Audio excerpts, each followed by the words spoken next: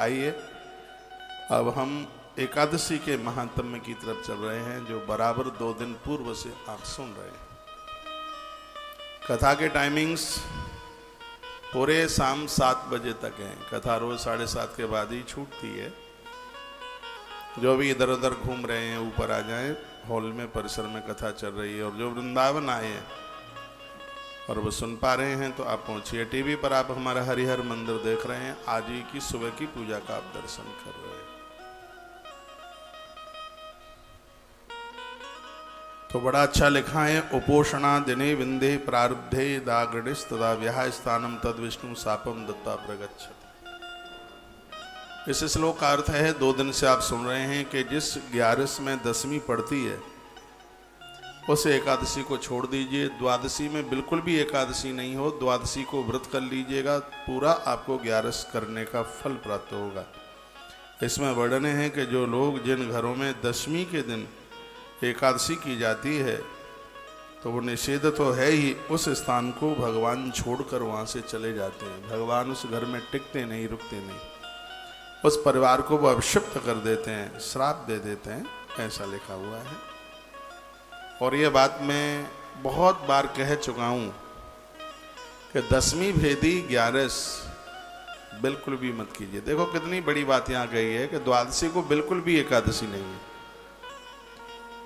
और एकादशी वाले दिन 10वीं आ गई है तो उसको पूरा त्याजित कर दीजिए, उसको छोड़ दीजिए, मत कीजिए। द्वादशी को बिल्कुल भी एकादशी नहीं है तो भी आप द्वादशी में एकादशी करते हो तो भी आपको 11 करने का पूरा ही फल प्राप्त होता है। ये स्कंद पुराण मेरे सामने रखा है, ये बातें इसमें प्रमाणित हैं और यह बात कही जा रही है। एकादश्याम शयानस्तु, जो 11 वाले दिन में सोते हैं वो मूक गूंगे बन करके पैदा होते हैं। व्रत में अन्न क्यों छोड़ा जाता है? नींद ना आवे। एक बार फिर मैं आपको निवेदन करूंगा, एकादशी जो व्रत करते हैं उसमें कुछ नियमों का वर्णन किया है। इस दिन साबुन नहीं लगाते, तेल नहीं लगाते, मंजन नहीं करते। हाँ, दांतों जो आजकल का जो ब्रश चल रहा है, आजकल का जो पेस्ट चल रहा है, मिट्टी या राख से दांत मांजे जाते हैं इसमें। और मल विसर्जन के तत्पश्चात साबुन की बजाय हाथ में मिट्टी ही लगाई जाती है। इसमें व्यायाम नहीं किया जाता। आधी रात्रि को जागरण करना होता है और दिन में बिल्कुल भी सोया नहीं जाता, दिन में नींद नहीं ली जाती, जूठे मुंह से बिल्कुल नहीं रहा जाता।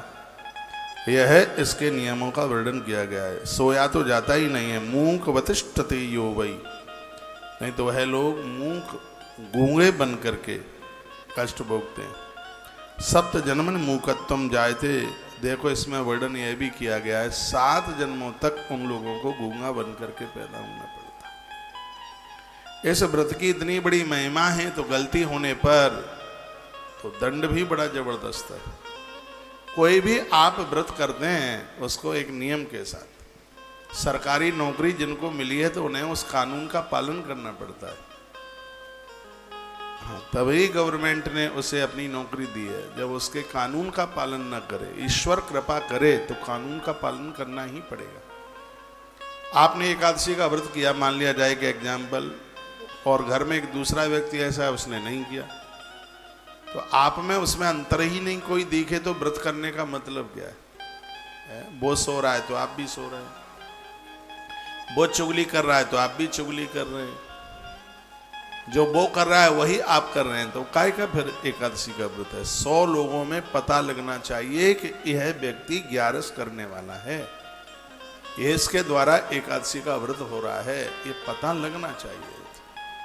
भजनानंदी लोगों की पहचान अपने आप होती है। बहुत लोग तो शेर भरा खा लेते हैं व्रत वाले दिन, फिर डकारे मारते रहते हैं, खट्टी डकारे लेंगे, कूटू खा लेंगे, एक आधा शेर, जो भी मिल जाए, खरबूजा, कलीना, जो भी कुछ मिल तो जाए उसी का सुपड़ा साफ है।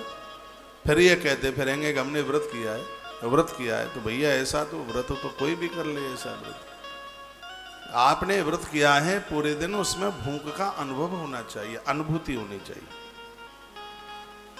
और यह मेरी बिल्कुल झूठी नहीं है बात, 4 साल तो मुझे अब हो ही जाएंगे, एक भी दिन मेरा ऐसा नहीं निकलता जिस दिन मुझे भूख का अनुभव ना होता हो। अन्न छोड़ा है तो भूख का अनुभव होता है, मुझे पता लगता है, मुझे एहसास होता है। चलो ठीक है, मेरा संयमित जीवन है, मेरे चेहरे पर थकान नहीं दिखती, ये मेरा संयम है, लेकिन मुझे हर क्षण हर पल ये लगता है कि मैं भूखा हूं। मुझे लगता है, मुझे ऐसा लगता है कि मेरा पेट बिल्कुल खाली है। आज तो मैं इतना जल्दी निकल गया था कि आज तो कुछ लिया ही नहीं है। दूध लेके रोज आता था, आज तो वो भी नहीं ले पाया। मैंने इस बच्चे मनीष को बोला भी कि मैंने कहा देख बेटा, दूध का जग वगैरह दिख नहीं रहा है, तो इतने में यहाँ टाइम हो गया था। मैं सीधा इधर चला आया। तो हर समय लगता रहता है, तो उससे पता तो लगता है कि मैंने अन्न छोड़ रखा है। हमने व्रत किया है, इतना खा गए हैं, कुटू खा गए, सिंगाड़ा खा गए, लपसी खा गए, दही पी लिया, पूरे दिन चल रहे हैं, पूरा दिन चल रहे हैं, तो काय का व्रत है, काय का व्रत है। उसमें पता होना चाहिए कि आपने व्रत किया है, दूसरा व्यक्ति भी आपको पहचान ले कि आपने व्रत किया है। उसी बात का यहां वर्णन किया गया है। आप भी दिन में सो रहे हैं, दूसरा भी सो रहा है, तो काय का व्रत है? व्रत उसका खंडित है। और कोई भी व्रत आप करते हैं, यदि व्रत की मर्यादाओं का पालन नहीं करते, व्रत वाले दिन इंद्रियों का पतन होता है, धातुआं क्षीण होती हैं। व्यक्ति ब्राह्मण है तो उसको ब्रह्म राक्षस बनना पड़ेगा। ऐसा नहीं है कि सिर्फ फुल्का छोड़ने से व्रत पूरा हो जाता है। स्त्री पुरुष में संयम होना चाहिए। ये व्रत करने का तत्काल परिणाम मिलता है, इसमें देर नहीं लगती है बिल्कुल। जो विशेष साधना है उसमें उपवास का नाम आता है। इसमें इंद्रियों का बहुत ज़्यादा संयम करना होता है, संयम रखना पड़ता है। लोग लड़ते रहते हैं, झगड़ते रहते हैं। व्रत एकादशी का क्या, गालियां दे रहे हैं, झगड़ रहे हैं, लड़ रहे हैं, क्रोध आ रहा है। तो इन सब चीज़ों का, इन सब बातों का इस ग्रंथ में वर्णन किया है। ऐसा व्रत करने से मिलता तो कुछ है नहीं। पंगत्वम तस् जानिया सप्त जन्मन बाणवा। वह लोग अपांग हो जाते हैं 7-7 जन्मों तक, उन्हें टांगे नहीं मिलती, उन्हें बाणी नहीं मिलती, आवाज नहीं मिलती। लेकिन जिनका व्रत ठीक रहे हो जाए तो 60 वर्ष सहस्राणी, वो 60,000 वर्ष तक एकादशी का व्रत करने वाला व्यक्ति सूक्ष्म रूप से भगवान नारायण के चरणों में रहता है 60,000 वर्ष तक, जो कि एक बहुत बड़ा लंबा समय होता है। व्रत ठीक से हो जाए तो उसका यह आनंद भी तो है उसका। तो यामे यामे फलम प्रोक्तम कोट्यंदः समुद्भवः कामार्थी संपदा पुत्रः कीर्त लोकांश शाश्वता। जो 11 का व्रत करता है उसको अच्छी पत्नी मिलती है, बेटियों को अच्छा वर मिलता है। और गर्भिणी नारी एकादशी का व्रत तब तक तो कर ही सकती है जब तक उसको उठने बैठने में कोई दिक्कत नहीं है। इसमें वर्णन है कि उसको ऐसी संतान होती है, पूरी धरती पर उसकी कीर्ति हो जाती है, उसका यश हो जाता है। 5 महीने तक तो नारी व्रत कर सकती है, गर्भ में संतान आवे, चौथे महीने में लिंग बनता है, स्त्री है कि पुरुष है, पेट में बच्ची है, बेटी है या बेटा है।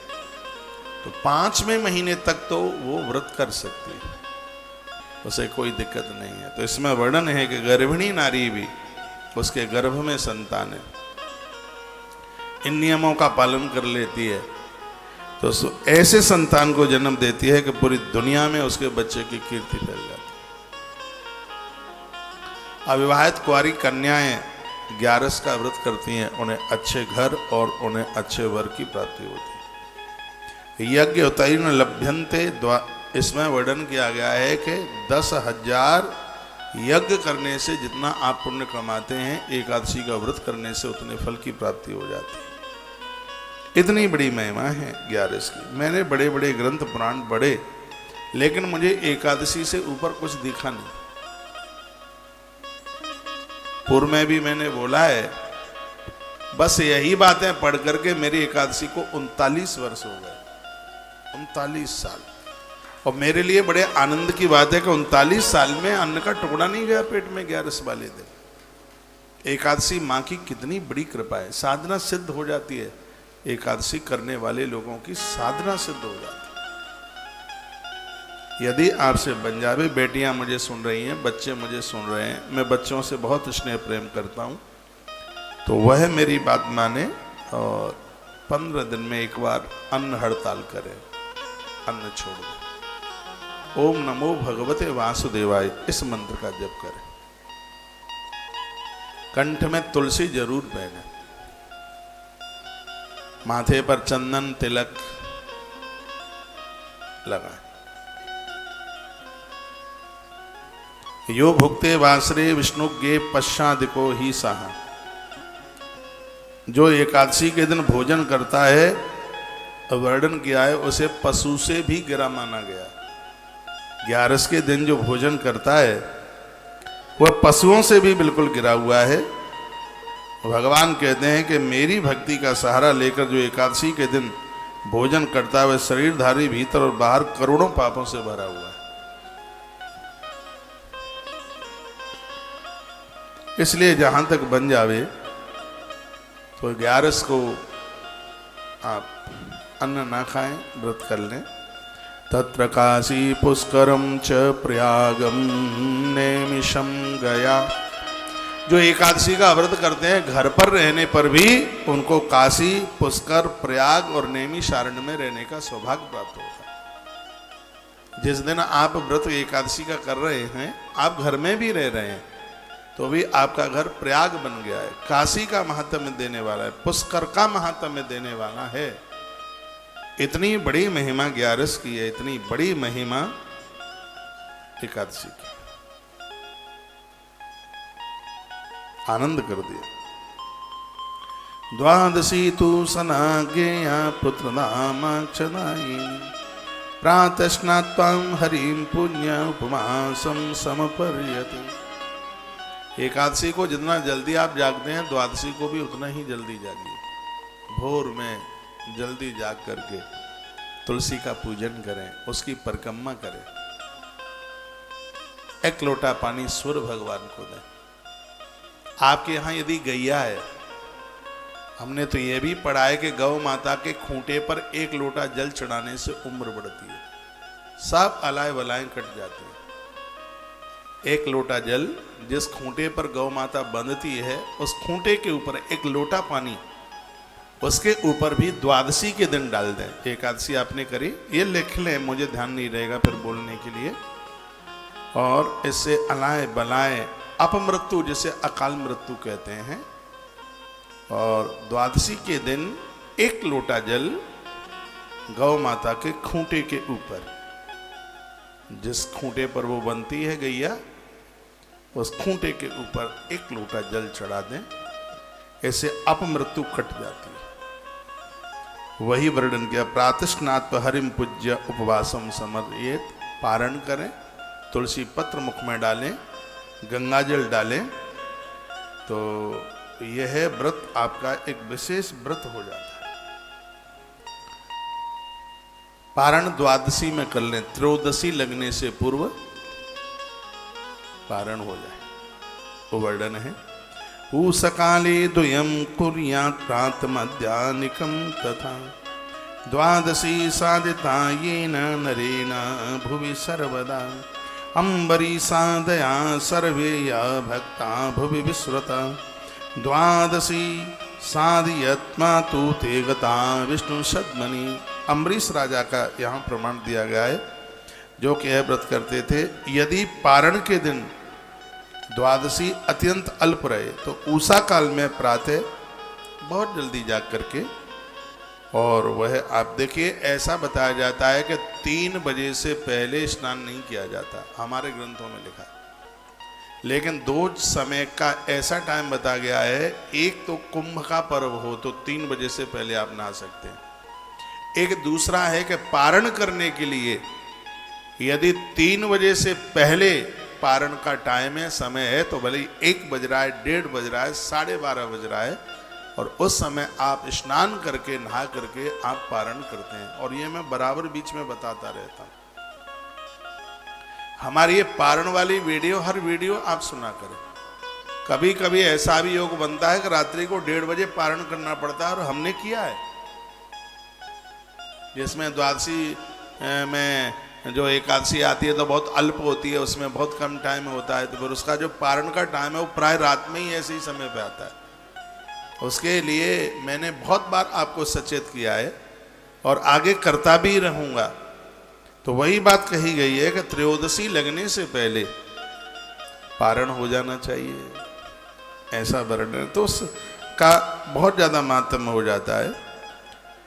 एक बार जयकारा लगाइए, बोले भक्त वत्सल भगवान की जय हो, श्री हनुमंत बलवंत महाराज की जय हो। इस लोक में किए गए दान भोग तथा पूजा आदि में जो कुछ भी आपको जो भी कुछ भी, वो सब भगवान आपकी पूजा को, आपके दान को, आपके समर्पण को स्वीकार कर लेते हैं। कल या परसों मैंने बात बोली है, जो लोग एकादशी का व्रत करते हैं उनका किया गया सत्कर्म पूरा 100 गुना हो जाता है। जो भी कुछ है, आपने एकादशी व्रत करते हैं, मंदिर में आपने एक बार मत्था टेका है तो वो 100 बार के बराबर है। आपने 1 रुपया दान में दिया तो वो सैकड़ों के बराबर है। तो उसकी महिमा सैकड़ों गुना बढ़ जाती है। कहीं तो हमने इसको 1000 गुना भी पढ़ा है, लेकिन जिस ग्रंथ से मैं बोल रहा हूँ तो उसमें यह वर्णन किया गया। एकादश्याम यदा ऋक्षम शुक्ल पक्षे पुनर्वसु नामना साच जयाख्याता तिथि नाम उत्तमा तिथि। एकादशी के दिन यदि पुख्य नक्षत्र पड़ जाए, एकादशी वर्णन किया गया है कि उस दिन पुख्य नक्षत्र पड़ गया है, एकादशी वाले दिन सप्त जन्म कृतम पापम स्वल्पम वायद बापनवा। एकादशी यदि पुख्य नक्षत्र में पड़ जाए और उस दिन आपने व्रत किया है तो एक ही एकादशी 7 जन्मों के पापों को जला करके राख कर देती है, समाप्त कर देती है। ये मुझे आगे से ध्यान देना पड़ेगा और मैं यहाँ से निवेदन करता रहूँगा कि अब के बार एकादशी पुख्य नक्षत्र में पड़ रही है, तो पुख्य नक्षत्र में जो पड़ने वाली जो 11 है, सप्त जन्मा कृतम पापम स्वल्पम वा, ये वर्णन किया गया 7 जन्मों के पापों को जला करके वो राख कर देती है। और जब एकादशी पुख्य नक्षत्र में पड़ जाती है तो उस एकादशी को जयंती के नाम से समझा जाता है। ये विजया जयंती, ये एकादशी के नाम है, लिखा जयंती नाम सा प्रोक्ता सर्व पाप हराति। जब एकादशी जयंती बन जाती है, जैसे त्रिस्पर्शा एकादशी, अभी मैं बताऊंगा त्रिस्पर्शा का मतलब क्या। जैसे त्रिस्पर्शा है उसी प्रकार से एकादशी कभी जयंती बन जाती है। तो जयंती कब बनती है? जब एकादशी वाले दिन पुख्य नक्षत्र पड़ जाए। जब एकादशी वाले दिन पुख्य नक्षत्र पड़ जाता है, इधर ध्यान दे लो, एकादशी के दिन जब पुख्य नक्षत्र पड़ जाता है तो वह एकादशी जयंती एकादशी हो जाती है, और इसके करने से सीधे 7 जन्मों के पाप जल करके राख हो जाते हैं। ये कभी कभी पड़ता है। त्रयस्पर्शा, जयंती, ये एकादशियां, ये कभी कभी योग बनता है। तो ऐसी बड़ी अद्भुत बात कही गई है कि जयंती जो है वो सभी पापों का हरण कर लेती है, 7 जन्मों तक किए गए सभी पापों को विध्वंसित कर देती है, और उसको, उस तिथि को श्री भगवान की पूजा की गई है। सालराम भगवान का अभिषेक पूजन किया गया है। एकादशी के दिन शंख स्पर्श की भारी महिमा है। शंख को छूने की, एकादशी के दिन तुलसी के पूजन की और भगवान सालराम के महाअभिषेक की भारी महिमा का वर्णन किया गया है। 11 के दिन सगरेणा ककोस्तेन नहुषेणे च साधिता। यह एकादशी अम्बरीश राजा ने, सगर राजा ने और रेवती के पिताजी, रेवत जिनका नाम था, उन्होंने और नहुस नाम के राजा ने यह एकादशी के व्रत किए।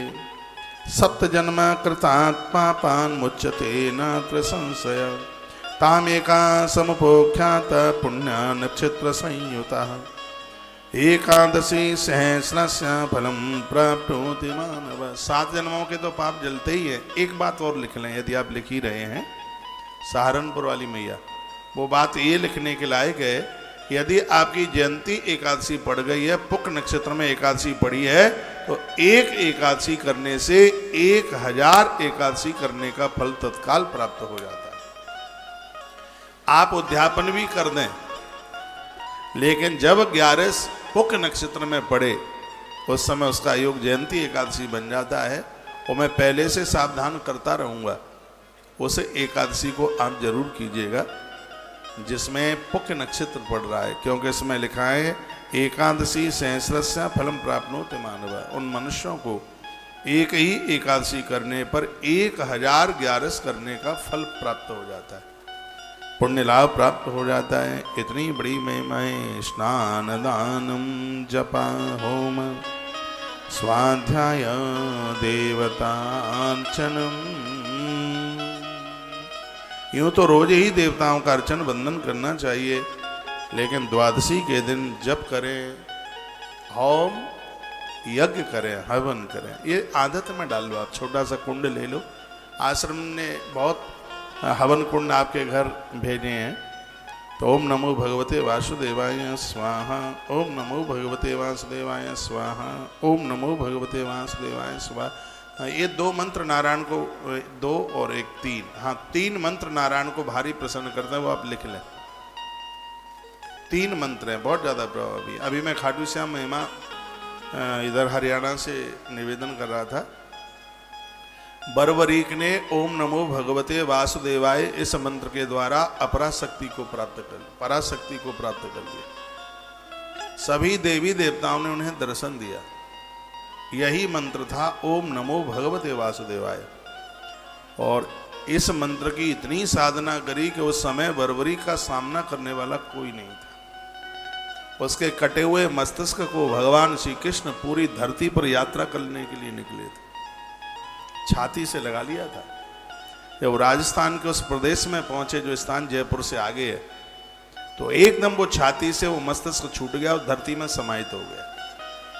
भगवान कृष्ण बहुत रोए, आंख के आंसू बंद नहीं हो रहे थे, खूब ढूंढा, वो धरती में समाहित हो गया। तो अब भगवान ने कहा था कि आने वाले कलयुग में बरबरी का मस्तिष्क खाटू श्याम के नाम से जाना जाएगा। जो इसकी पूजा करेगा वो पूजा मुझे लगेगी। वो मंत्र यही था जो बरबरीक ने साधना करी थी, ओम नमो भगवते वासुदेवाय। और वह बात यहाँ कही जा रही है, द्वादशी के दिन इस मंत्र से आप यज्ञ में आहुति डालिए।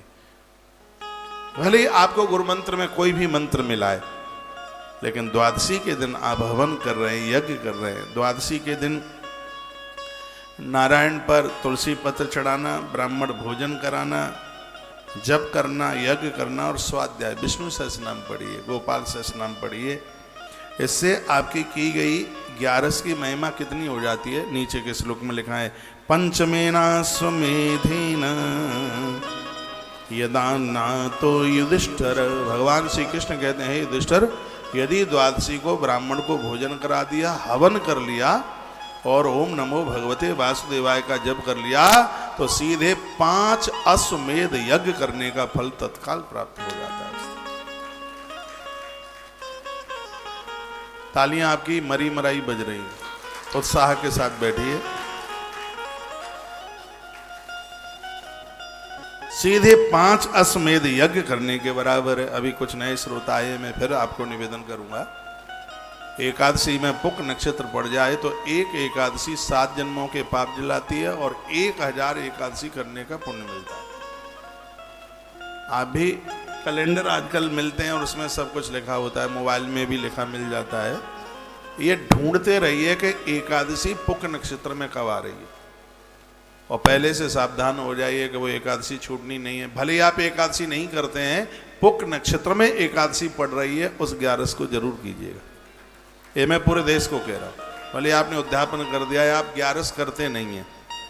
यदि पुक नक्षत्र में एकादशी आ रही है तो वैसे मैं भी बोलता रहूँगा, बताता रहूँगा कि कब आ रही है। कभी कभी आती है, सालों में आती है, 10 सालों में आती है, 5 साल में आती है, 25 साल में आती है। लेकिन जब भी आवे पुक नक्षत्र में एकादशी, उस एकादशी को जयंती एकादशी कहते हैं। और इसका परिणाम यह है कि 7 जन्मों के पाप जला देती है और एक ही एकादशी करने से सीधे 1000 एकादशी का फल प्राप्त हो जाता है। यह इसकी महिमा है। तो यह विशेष योग बन जाता है। एकादशी सहस्रम फलम प्राप्नोति मानवा, स्पष्ट लिखा है, 1000 एकादशी के बराबर फल हो जाता है। एकादशी सहस्रम फलम प्राप्नोति मानवा,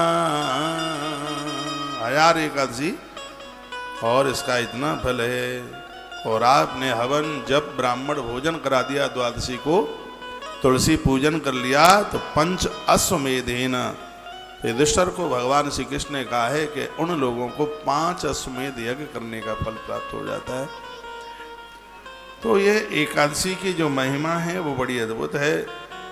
इससे बड़ा धरती पर कोई व्रत नहीं है। युधिष्ठिर ने कहा उपवासस्य नक्तस्य तेक भुक्तस्य मयि प्रभु, भगवान आप हमें ये बताएं कि इस व्रत वाले दिन कितनी बार फलयार करना चाहिए। क्या इस व्रत को पूरा करने के लिए और भी कुछ नियम है क्या? उसी दिन अन्न छोड़ना है या पहले से अन्न छोड़ना है? इसके बारे में आप बताएं प्रभु हे जनार्दन, इसके बारे में आप हमें बताएं। तब भगवान कहने लगे, भगवान श्री कृष्ण ये कथा सुनाते हैं और उन्होंने एक बड़ी अद्भुत बात कही है। और वह कहते हैं कि जो एकादशी को 3 दिन में इसको पूरा कर लेते हैं, 3 दिन में इस एकादशी को पूरा करते हैं, दसवीं एकादशी और द्वादशी। ये आप लिख लीजिए, ये बड़ी अच्छी बात कही गई है। दसवीं और द्वादशी को जो 2 बार भोजन करते हैं, दसवीं को भी 2 बार भोजन कर लिया और द्वादशी को भी जिन्होंने 2 बार भोजन कर लिया, उनकी एकादशी का जो फल है वो आधा रह जाता है। फल तो मिलता है लेकिन 50%। श्लोक बोल रहा हूँ, इसमें लिखा है कि यत् पुण्यम भवेत् तस्य यत् सुरैरपि दुर्लभम, एकादशी का जो पुण्य है वो देवताओं के लिए भी दुर्लभ है। एतस्मार्थ अर्ध पुण्यम तु प्राप्नोति नक्त भोजनम, यानी 2 बार भोजन कर लिया तो अर्ध पुण्यम, उस एकादशी का पुण्य सीधे आधा रह जाता है। ऐसा नहीं है कि पुण्य नहीं मिलता हो, पुण्य मिलता है लेकिन आधा मिलता है। इसलिए वर्णन किया है कि दसवीं की रात्रि को भोजन नहीं किया जाता है, सूर्यास्त के बाद भोजन नहीं लिया जाता, एक ही बार प्रसाद लिया जाता है।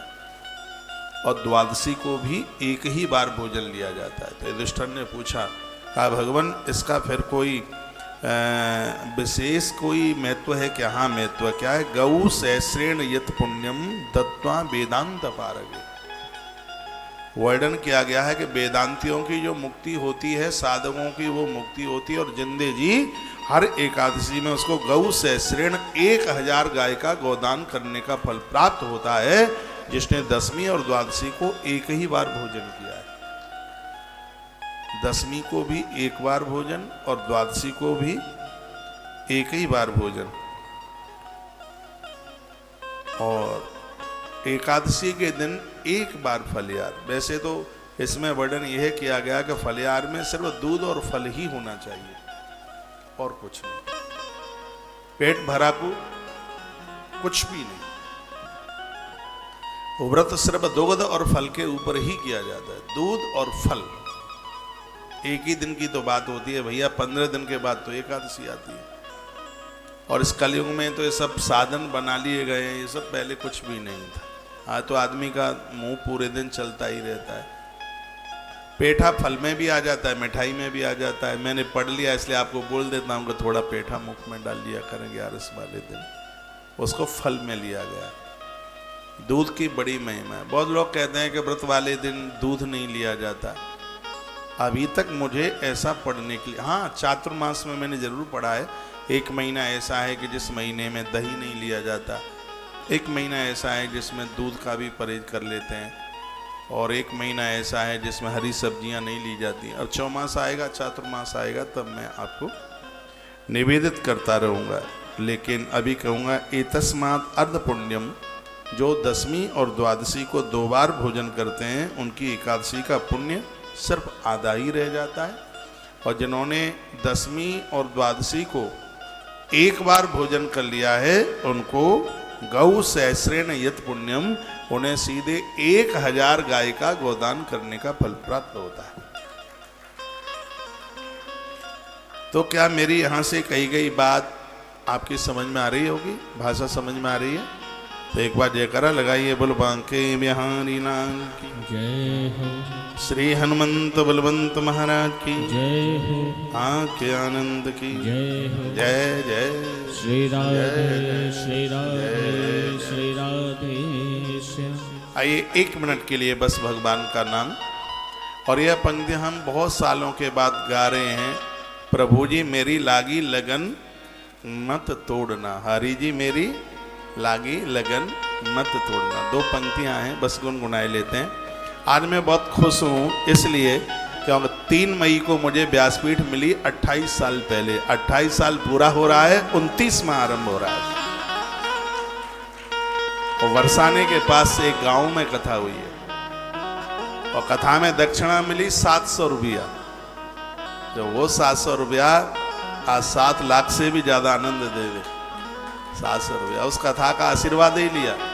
500 रुपया उसमें से पाठ करने वाले को दे दिया और 200 रुपया उसी गांव का आदमी बेचारा रोज आता था दोपहरी में ढोलक बजाने के लिए। हमने कहा चल भाई ये 200 तू ले जा। और हम आए भागवत जी का आशीर्वाद लेकर के।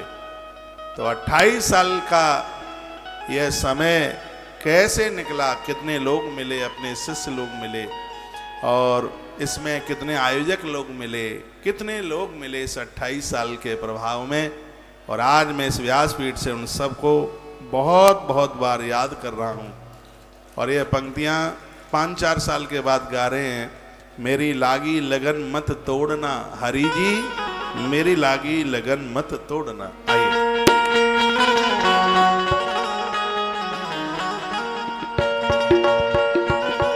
तालियां बजाते रहिए।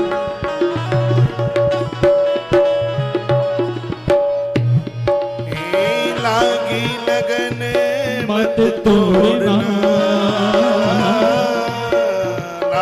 लागी लगन मत तोड़ना हो, लागी लगन मत तोड़ना, हरि जी मोरी लागी लगन मत तोड़ना, हरि जी मोरी लागी लगन मत तोड़ना,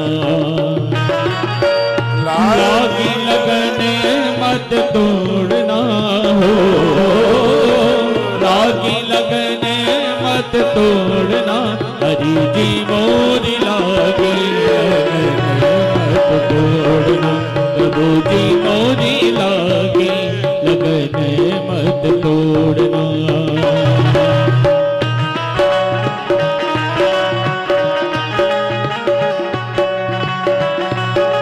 हरि बोल।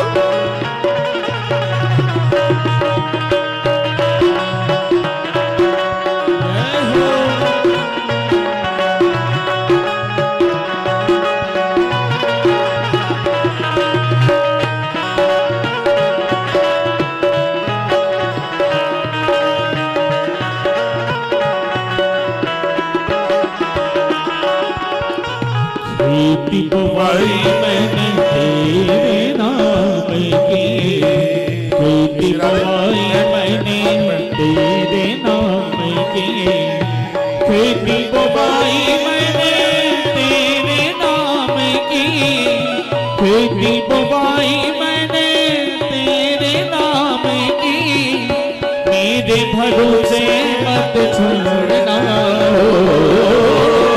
मेरे भरोसे मत छोड़ना, हरि जी मोरी लागे लगन मत तोड़ना, हरि जी मोरी लागे लगन मत तोड़ना।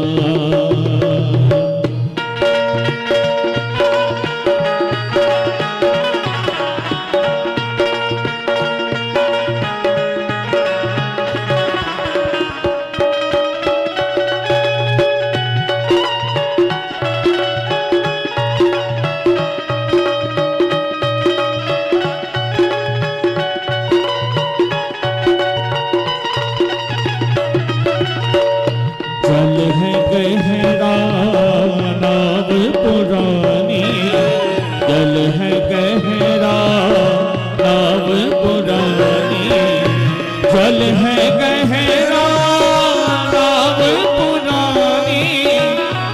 है गहरा नाव पुरानी, बीच बवरे मत छोड़ना हो, बीच बवरे मत छोड़ना, हरि जी मोरी लागे लगन मत तोड़ना, हरि जी मोरी लागे लगन मत तोड़ना। लागी लगन लागी लगन मत तोड़ना हो, लागी लगन मत तोड़ना, हरि जी मोरी लागे लगन मत तोड़ना, प्रभु जी मोरी लागे लगन मत तोड़ना, गुरु जी मोरी लागे लगन मत तोड़ना।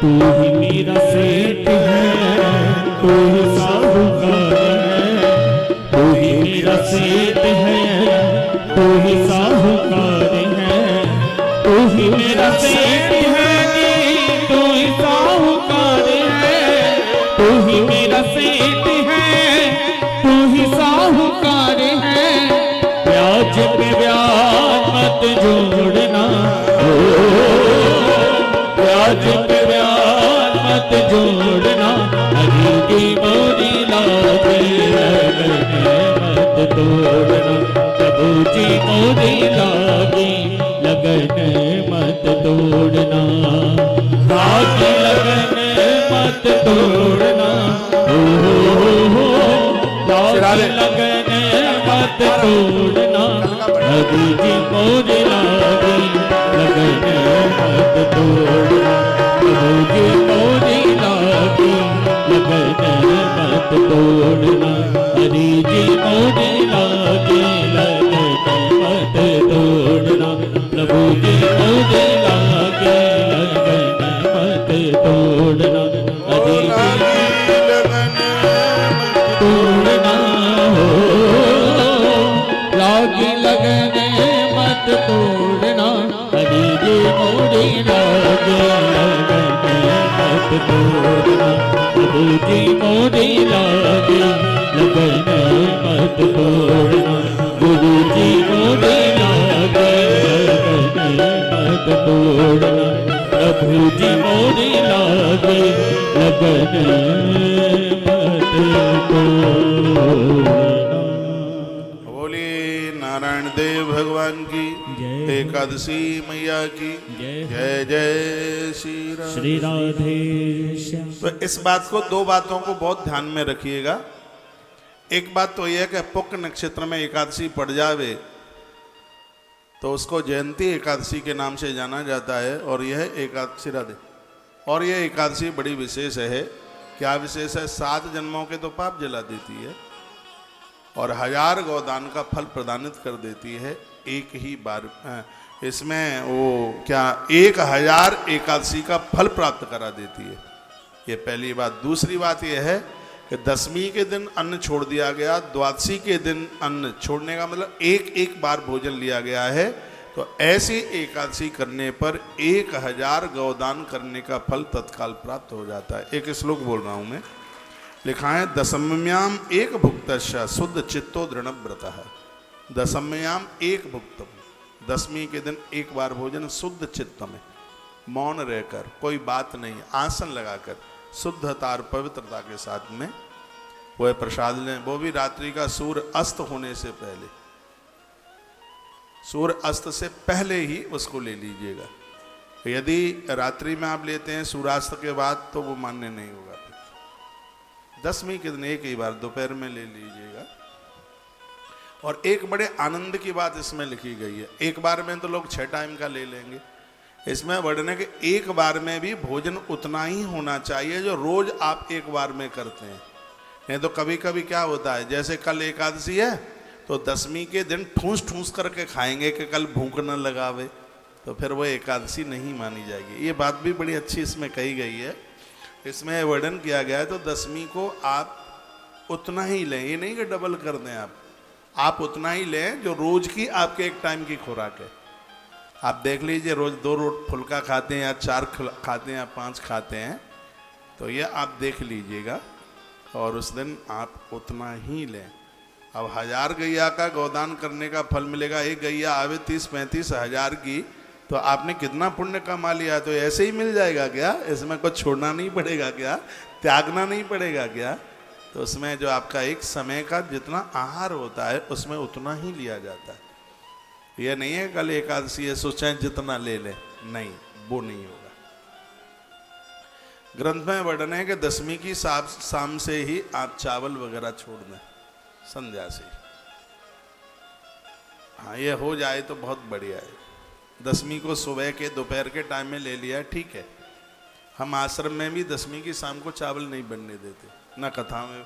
ऐसा नहीं है कि जो बातें यहाँ आपको सुना रहे हैं उसको हम फॉलो ना करें, सबसे पहले तो उसको हम ही लोग फॉलो करते हैं। शाम को नहीं बनने देते दसवीं की शाम। अब कोई नया हलवाई आ जाए, कोई नया, और मैं नहीं हूँ तो ये भले ही हो जाए, लेकिन मेरे होते हुए तो मैं बड़ी इन सब चीज़ों पर बड़ी निगरानी रखता हूँ, क्योंकि इन सब चीज़ों में मेरी खुद की अपनी एक श्रद्धा है।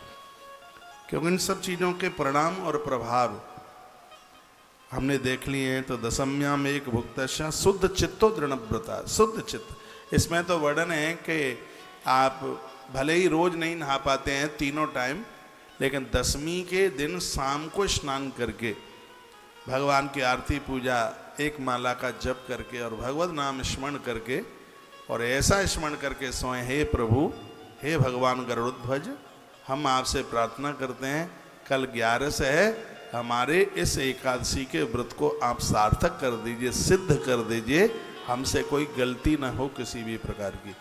ऐसी प्रार्थना की जाती है दसवीं को। और इस ग्रंथ में तो वर्णन है कि 3 दिन का ये व्रत है और इसमें ऐसे तैयारी की जाती है जैसे आप 4 धाम यात्रा जाने की तैयारी करते हैं। जिस समय आदमी गुरु दीक्षा लेने के लिए जाता है तो उसके कितने विधान हैं, वो ऐसे तैयारी करता है कि जैसे कोई बहुत बड़े देव तीर्थ के लिए जा रहा है, वो तैयारी करनी होती है। उसमें एक दिन पहले जमीन में सोया जाता है, रात्रि को मटका भरा जाता है पानी से। जिस दिन दीक्षा लेने के लिए जाते हैं उस दिन घड़े के जल से स्नान किया जाता है। वो घड़े का जो जल है वो कुंभ स्नान के बराबर हो जाता है, ऐसा वर्णन है। ऐसी ऐसी बातें मैं आपको बताऊंगा, आप भी हंसते होंगे, ये कहाँ से बातें खोज के लाते हैं, सब हमारे ग्रंथों में ये लिखा है। और वह शुद्ध धुले हुए वस्त्र, कुछ खाता नहीं है, एक दिन पहले से वर्ण छोड़ देता है, वो जमीन में सोता है। और वह तुलसी पत्र, फूल, फल, ये चीज़ें लेकर भगवान को प्रार्थना करके, और वो कहता है कि प्रभु अभी तो मैं तुम्हारे निराकार रूप का अनुभव करता रहा हूँ कि आप हवा के रूप में हैं, आप अग्नि के रूप में हैं, आप धरती के रूप में, आप आकाश के रूप में हैं। आज तुम्हारी बड़ी कृपा हो रही है प्रभु, आप आज मुझे गुरुदेव के रूप में प्रत्यक्ष रूप से दर्शन देने वाले हैं। ये उसमें अनुभूति की जाती है। ये धरती पर गुरु और शिष्य से बढ़कर अलौकिक संबंध कोई दूसरा नहीं है। जहाँ परमात्मा ही अपनी बात अपने शिष्य के पास तक पहुँचा देता है, और जहाँ शिष्य अपने गुरु से अपनी बात कह करके और वह बात भगवान के पास तक पहुँचा दी जाती है। तो बीच का ये बिचौलिया जो गुरु है वो एक बड़ा अद्भुत, जैसे वर और वधू को मिलाने का एक काम बिचौलिया करता है, भक्त और भगवान को मिलाने का काम है वो गुरु करता है। इसमें बड़ी अद्भुत बात कही है कि दीक्षा के अब तो मैं ये आपको बोल दूं, निवेदन कर दूं, पता नहीं रहा होगा और आप कुंभ के जल से आप न नहाए होंगे। मैंने पूर्व में ये बोला कि गुरु दीक्षा का दिन जरूर याद में रखा करें आप। वो दिन अलौकिक जीवन में आपके लिए जिंदगी का सबसे महत्वपूर्ण दिन है। उससे बड़ा दिन कोई हो नहीं सकता। ना आपके जन्म का दिन हो सकता, ना आपकी शादी का दिन हो सकता, ना आपके पूरी लाइफ का कोई और दिन उससे शुभ, उससे ऊपर, उससे बढ़िया नहीं हो सकता। वो डेट याद रखिए उसको, वो लिखने के लायक है वो। और जब जब आपका दीक्षा दिन आता है, उस दिन कुंभ यानी घड़े के जल से स्नान करके मंदिर जाएं, कुछ ऐसा शुभ करें, बढ़िया करें। नियम तो ये है कि आपको दीक्षा लिए हुए जितना वर्ष हो जाता है, उस दिन उतनी ही माला उस गुरु मंत्र की सटकनी चाहिए।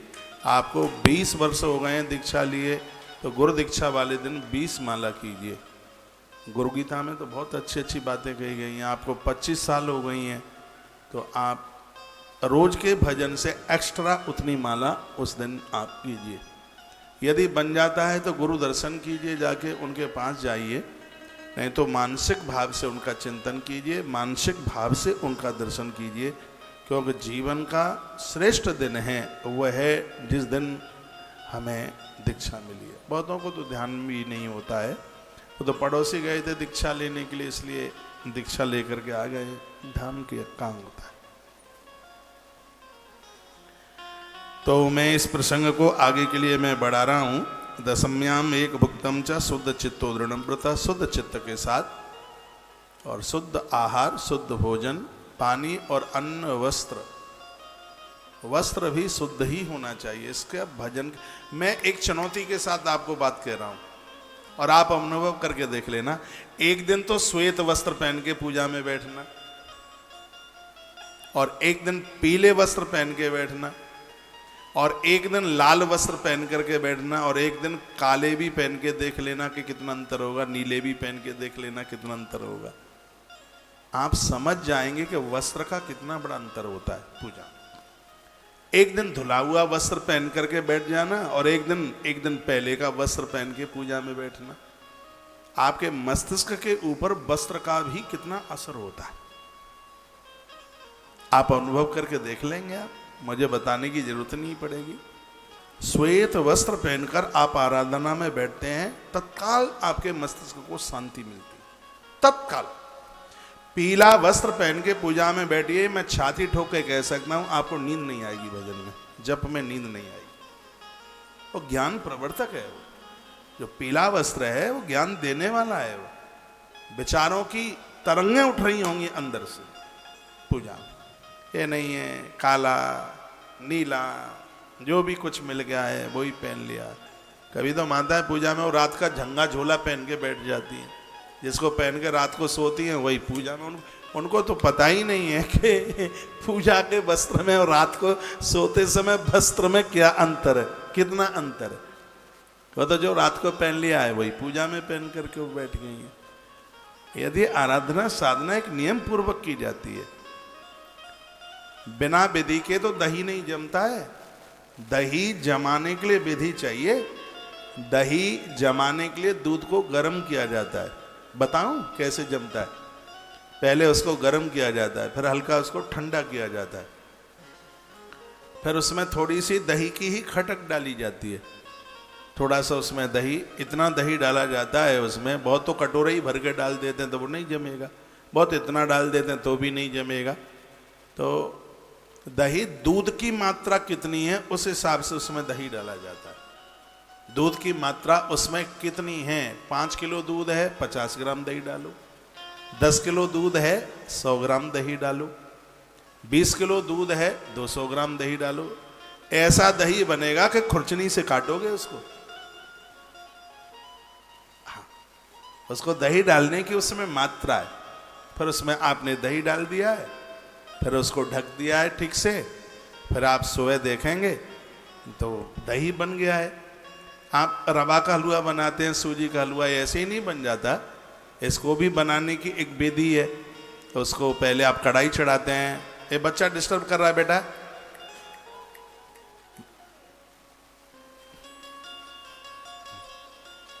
आपने कढ़ाई चढ़ाई, कढ़ाई थोड़ी गर्म हो गई, फिर उसमें आपने घी डाला।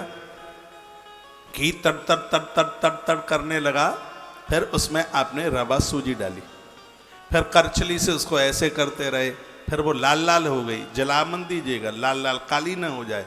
जब वो लाल लाल रहती है तब उसमें आपने धीमे धीमे धार लगाकर उसमें आपने पानी छोड़ दिया। फिर उसको करछली को थोड़ी देर तक ऐसे चलाते रहे, सूजी उसमें मिल गई है पानी में, और फिर उसमें आपने चीनी छोड़ दी।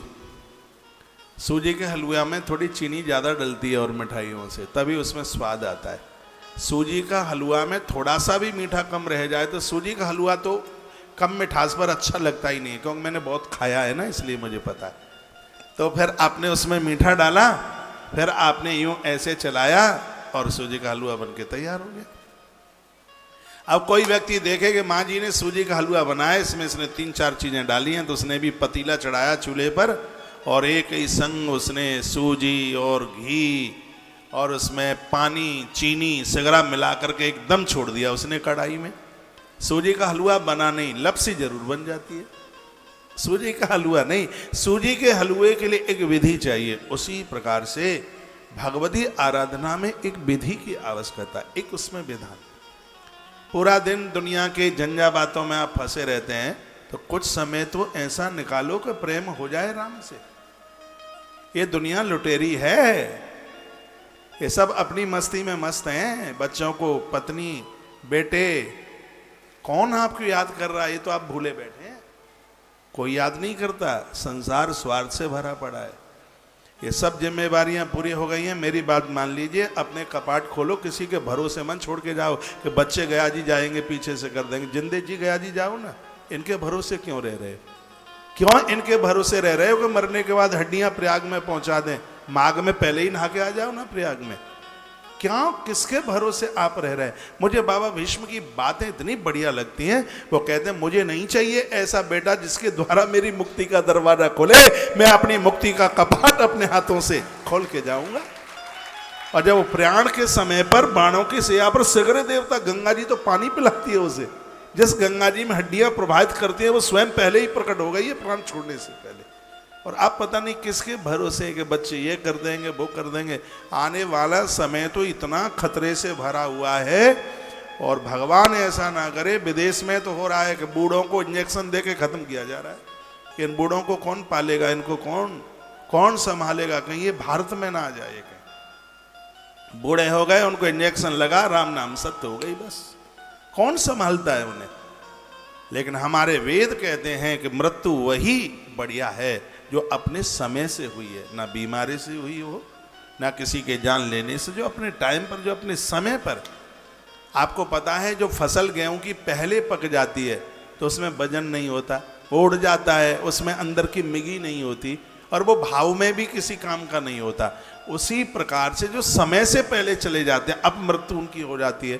ईश्वर तो सबको आयु दे के भेजता है, लेकिन अपने कुकर्मों के द्वारा, अपनी लापरवाही के द्वारा लोग पहले दुनिया छोड़ करके चले जाते हैं। तो आप ये मत सोचिए वो मुक्त हो गए हैं। अभी उन गरुड़ पुराण के अंतर्गत अभी उनकी अवशेष जितनी उम्र बची है उतने वर्षों तक वो जीव भटकता रहता है। तो क्यों नहीं ऐसा जीवन जिया जाए जैसे हम अपने समय से ही अपना बिस्तर तैयार करें, समय से प्रस्थान करें, तो वह ज्यादा बढ़िया है।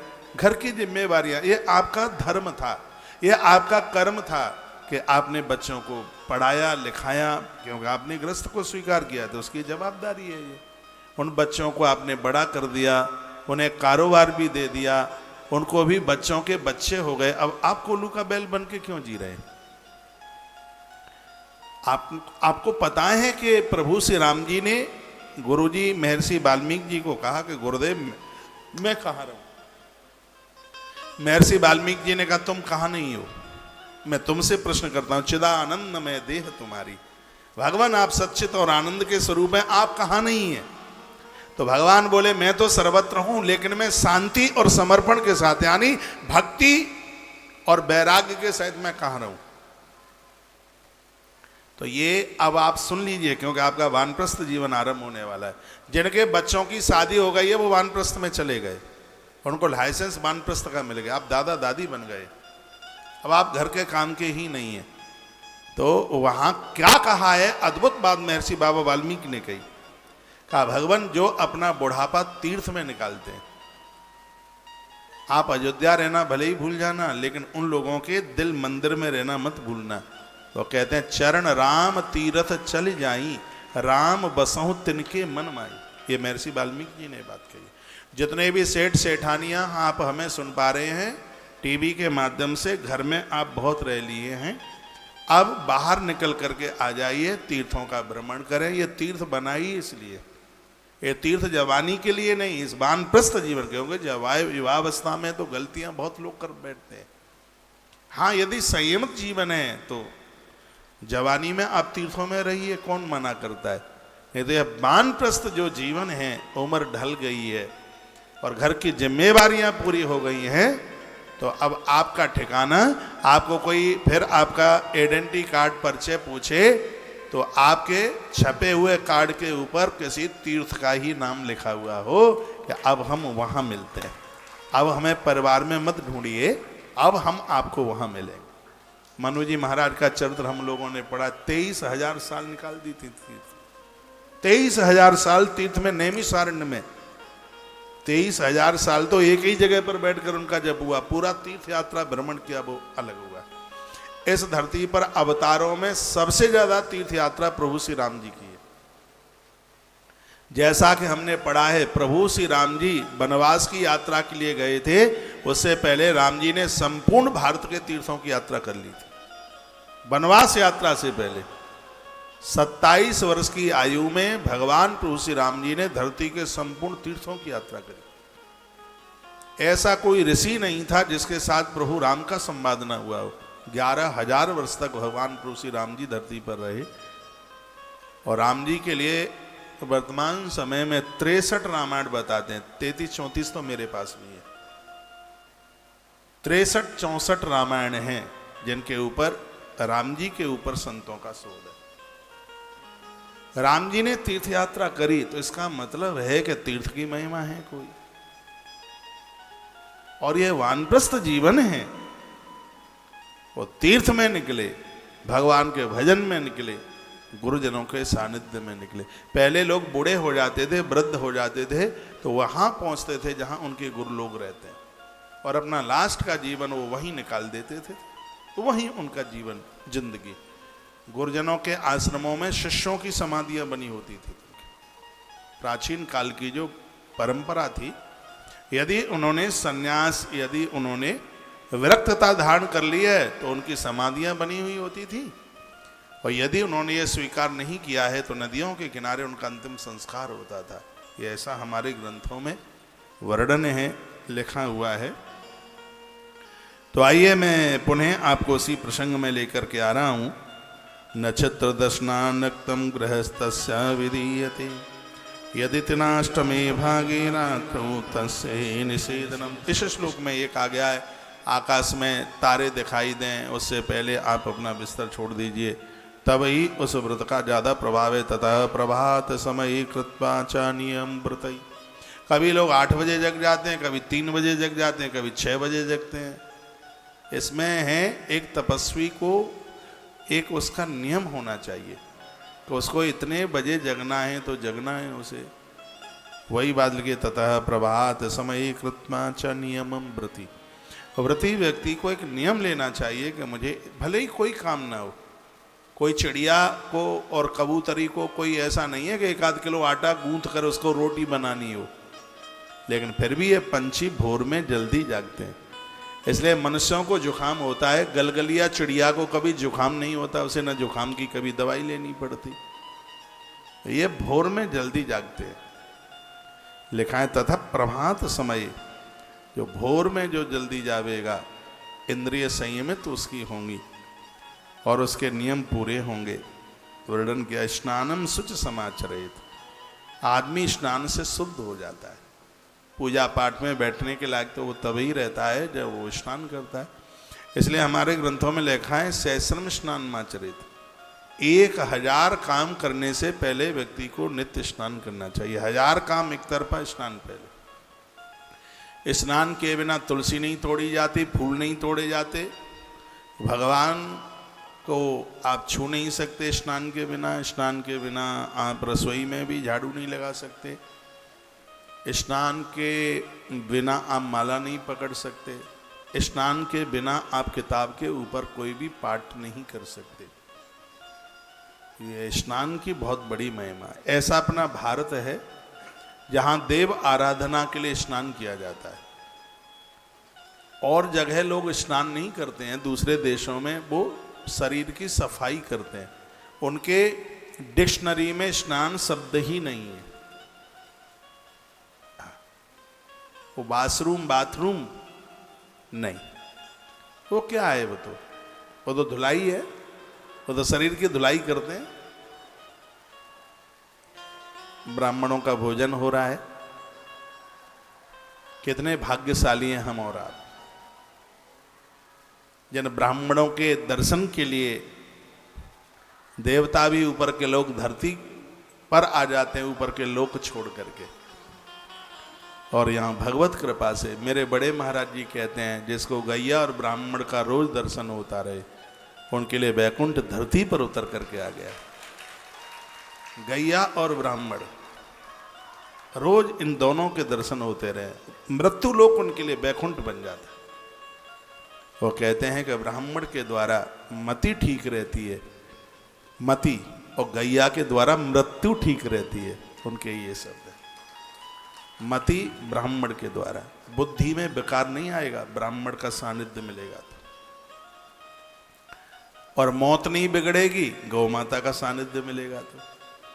एक गति देवे और एक मति देवे, ये धरती की एक बहुत बड़ी भू संपदा है। एक बार जयकारा लगाएं, बोलो भक्तवत्सल भगवान की जय हो, श्री हनुमंत बलवंत महाराज की जय हो।